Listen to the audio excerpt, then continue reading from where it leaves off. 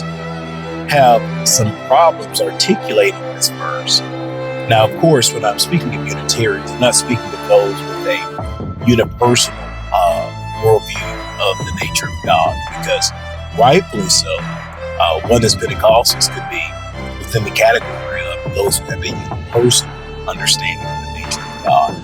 I am speaking more importantly, or more recognizant of those categorically speaking, those who would have a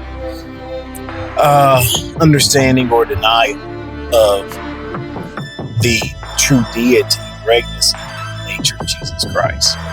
Now, the Unitarians, as they are historically known, or maybe some would even go by the category of Socinians or Biblical Unitarians. It's in St.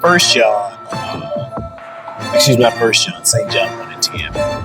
When it says he came to his own and his own received him not, the world was made by him, and a similar thing. Now, what's interesting within this verse, and it says he came unto his own. Now, what's interesting, his own, of course, would be the children of Israel, and his own received him not. The world was made by him. As many as have received him, to them gave he power to become the sons of God, as it goes on to the next portion. Now, what has to be explored within this paradigm? Now, if the world that was made by him received him not, this is interesting. If he did not pre-exist, how could the world be made by him? Well, they'll say, well, no, this is talking about his ministry. Let's put that back in there. Well, the ministry that was made by him did not receive him not. Well, that doesn't even make sense in the pericope in the context.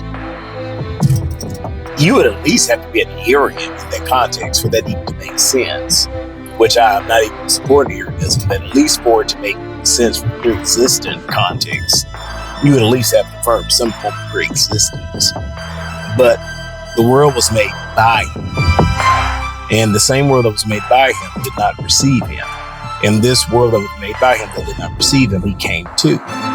And so those who came to that did receive him, to them gave him the power to become the sons of God. So it is those that he came to that did not receive him. They were not the sons of God. So it is those that he came to that did not receive him. They became the sons of God. So we have a group that did not become the sons of God, that were made by him that he came to. That this creating of them that he came to, they already existed prior to him coming to them. That's a humdinger for a person who denies at least the pre-existence of Jesus Christ. Not to even mention the personifications that are riddled within the prologue of John. That even when you go to verse 14, that he made his tabernacle, his dwelling. The word there, skeneo.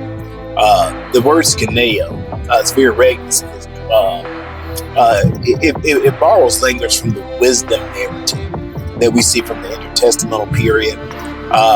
We even see, I believe it's the same word, that's going to be emphasized in the second chapter of John, dealing with the temple theme. Destroy this temple, in 3 days I will raise it up. The Lord whom you seek shall suddenly come into this temple. I mean, John is purposefully making it very clear that Jesus Christ, the man, is the true temple of God. And more importantly, the concept of being the temple is being interwoven into the wisdom custom of the day, or the intertestamental period. This is even seen, the skeneo word is even seen in Revelation 21. The temple of God is with man, skeneo, dwelling with them is God. But yeah, I just want to hit on that verse 10. It's very problematic for those that deny the pre-existence of Jesus Christ. And of course, I think it's recognizant of him being truly God. But I was just thinking about that drive to church, because I've had it in a conversation with many Unitarians, and it's given them problems. I've heard a lot of crazy stuff. Well, I just don't believe that. I mean, that's your choice not to believe it. I don't think I could make you believe something that you don't choose to believe. But to hear the really weird eisegetical exercises and unbelief is it's astounding to say the least. But hey, let me know what you're thinking. Hopefully you had a good day at church today. And as always, it's the whole gospel, the whole word of the whole church. The Lord bless you in Jesus' mighty name.